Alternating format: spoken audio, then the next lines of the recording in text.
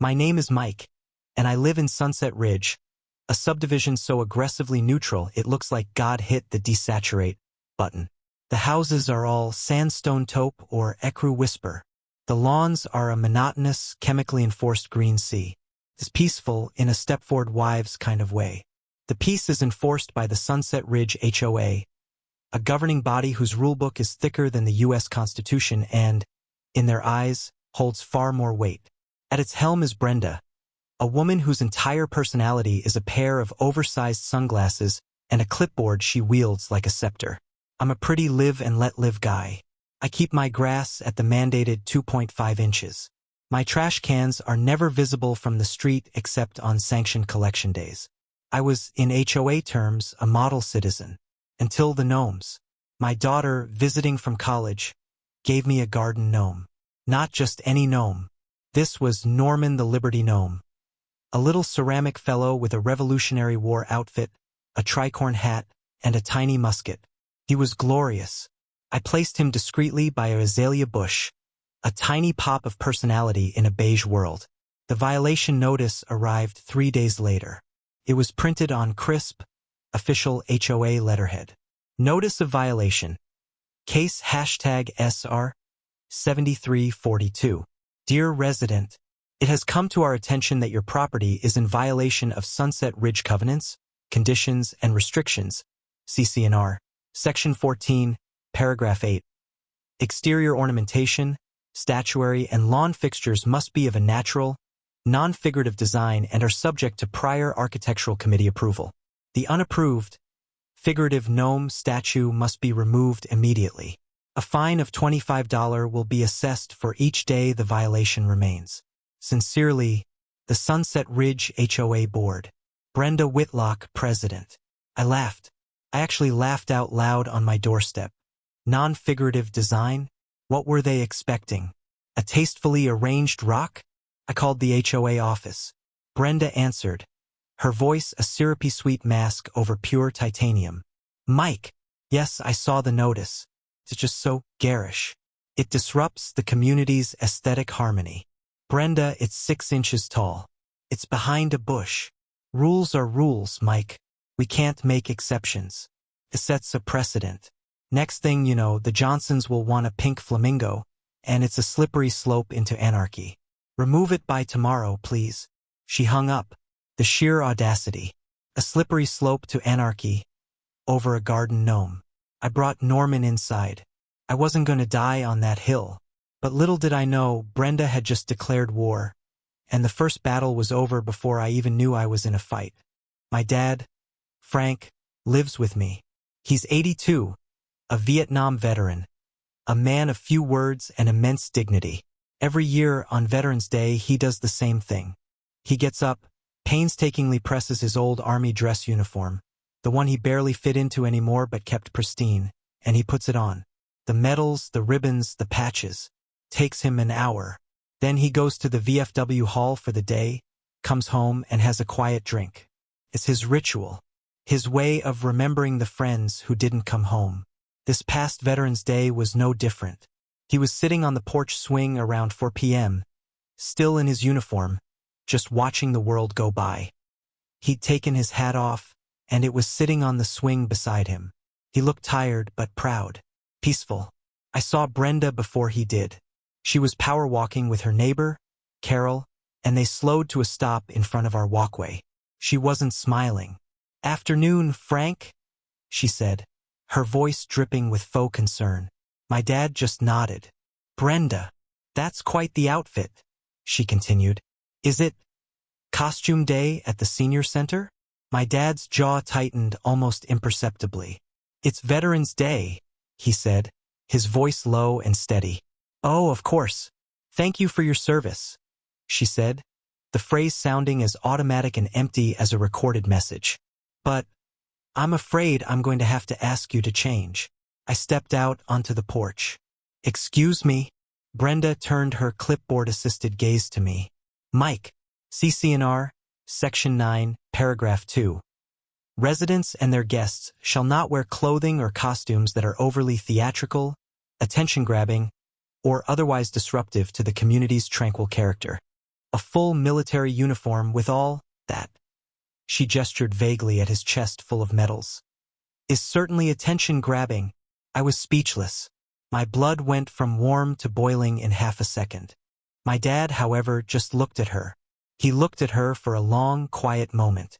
Then he said, "Ma'am, I fought for this country so that people like you could have the freedom to be people like you. This uniform represents that. I will not take it off because it disrupts your tranquil character." Brenda's face tightened. "This isn't about freedom, Frank. It's about rules. Consider this a verbal warning. A formal notice will follow." She power-walked away, Carol scuttling behind her, already whispering. I looked at my dad. The quiet pride on his face had been replaced by a deep, weary sadness. That was the moment this stopped being about HOA nonsense. This was personal. The notice was in my mailbox the next morning. It was even more insulting than the first. Notice of violation and fine. Case #SR 7351. Violation. Disruptive and theatrical attire on property grounds. CCNR 9.2. Fine. $50. Additional note. Continued noncompliance will result in escalated fines and potential lien proceedings against the property. Alien. For wearing a uniform on Veterans Day. That was it. The gloves were off. Brenda had crossed a line from which there was no return. I went to the hardware store and bought the tallest, most regulation-approved flagpole they had. I installed it the next day, right in the center of my front lawn. And I ran up the biggest, most beautiful American flag I could find. The violation notice came within 2 hours.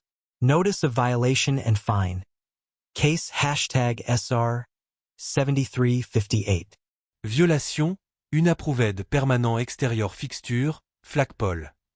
Flagpoles require pre-approval from the Architectural Committee. CCER 14.5. Fine, $100, plus $25 per day until removal. I framed it. I started a folder. The Brenda dossier. I began documenting everything. I took time-stamped photos of my perfectly manicured lawn, my pristine house. I recorded every interaction, every notice. I read the HOA bylaws cover to cover. Twice. I became a student of the CC and RS. I was looking for a loophole, a weapon. And then I found it. It was beautiful. My research required reconnaissance. I started taking evening walks, not for pleasure, but for intelligence. I was looking at everyone's property, but especially Brenda's. And oh, the hypocrisy was breathtaking. Her approved mailbox was slightly larger than the regulation size. Violation. She had a garden hose visible on the side of her house, not coiled in an approved storage receptacle. Violation. But the big one. The granddaddy of them all was hiding in her backyard. Using Google Maps satellite view, I could see it. The structure. I needed ground-level proof. So, I did something I never thought I'd do. I became that neighbor. I flew my drone. The video was crystal clear. There, behind her perfect house, was a fully constructed, painted, and obviously permanent 10 by 12-foot garden shed. It was cute. It had shuttered windows. It was also a blatant, unapproved violation of CCNR Section 15, Paragraph 1. Any permanent external structure, including but not limited to sheds, gazebos, or pergolas, must have submitted architectural plans and received written approval from the HOA Architectural Committee prior to construction. I cross-referenced the meeting minutes available on the HOA website. No submission. No approval. Brenda had built herself a goddamn shed. I had my nuclear weapon. The next HOA board meeting was open to the community.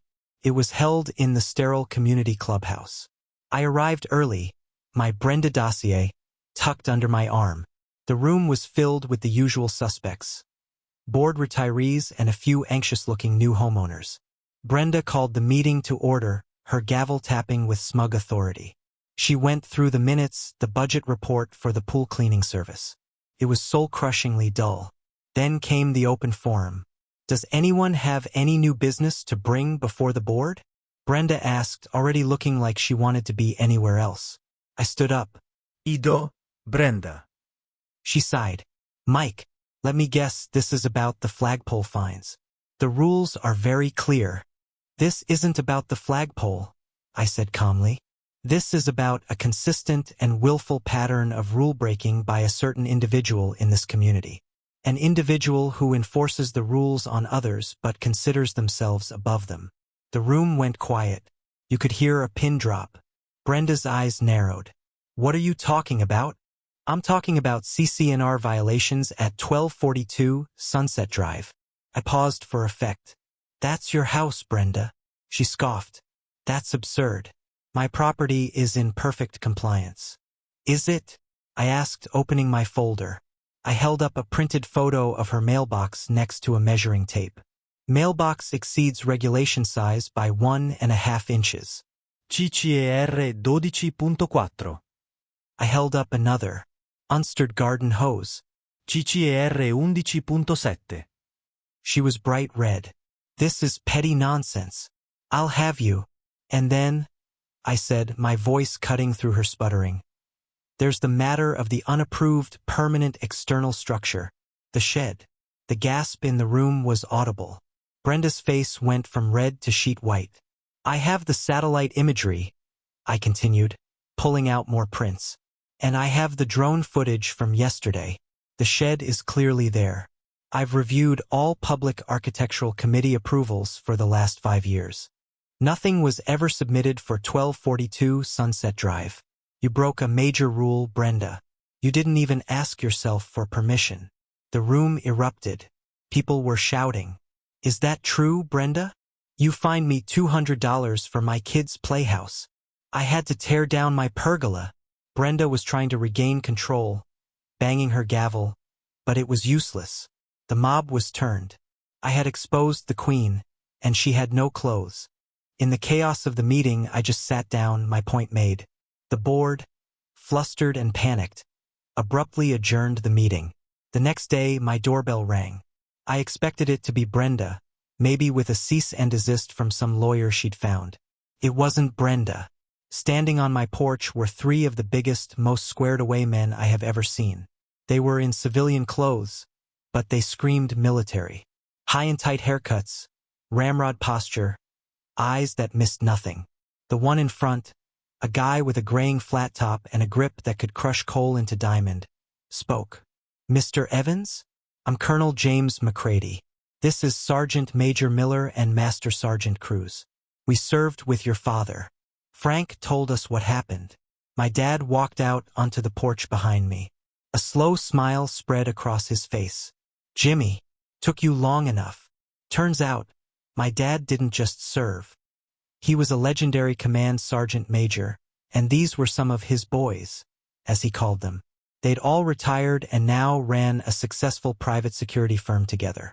They'd driven 4 hours to pay him a visit after he'd called them and, in his typical understated way, said, "Got a little neighborhood trouble." They didn't yell. They didn't threaten. The 3 of them, with my dad, simply went for a walk. A very, very conspicuous walk. They stopped right in front of Brenda's house. They didn't say a word. They just stood there, arms crossed, looking at her property with the professional, assessing gaze of men who'd stormed compounds for a living. They looked at the oversized mailbox. They looked at the coiled hose. They stared at the fence line, as if mentally triangulating the position of the illegal shed. Brenda came out, her mouth open to say something. She took one look at them, at the silent, imposing judgment radiating from them, and she froze. The color drained from her face. She turned around, walked back inside, and closed the door. She didn't come out for the rest of the day. It was the most beautiful, nonverbal confrontation I have ever witnessed. The fallout was swift and glorious. The emergency meeting of the HOA was called. This time it was packed. Brenda was there, but she was quiet, deflated. The Special Forces visit had broken her spirit completely. A vote of no confidence was passed unanimously. Brenda Whitlock was removed as HOA president. The new board, which I may or may not have been volunteered to be on, got to work. We passed a series of reforms. The gnome clause was amended. Figurative art under 18 inches was officially permitted. Flagpoles with proper permits were explicitly allowed. The theatrical attire clause was scrapped entirely. And most importantly, we established an appeals process and a reasonableness standard for all fines.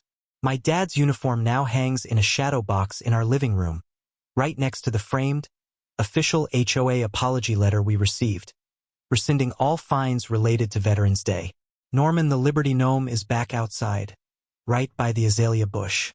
He's been joined by a few friends, a nurse gnome, a firefighter gnome. The Johnsons actually did get a pink flamingo. It's fabulous. Sometimes you have to fight for what's right. Sometimes the fight is against a ridiculous, power-hungry tyrant with a clipboard.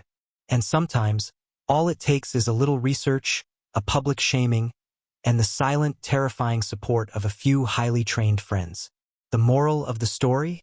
Don't mess with a veteran's uniform. And definitely don't do it if his son has a drone and a PDF of the bylaws. Sunset Ridge is still beige, but now it's a beige with a little more character and a lot more justice.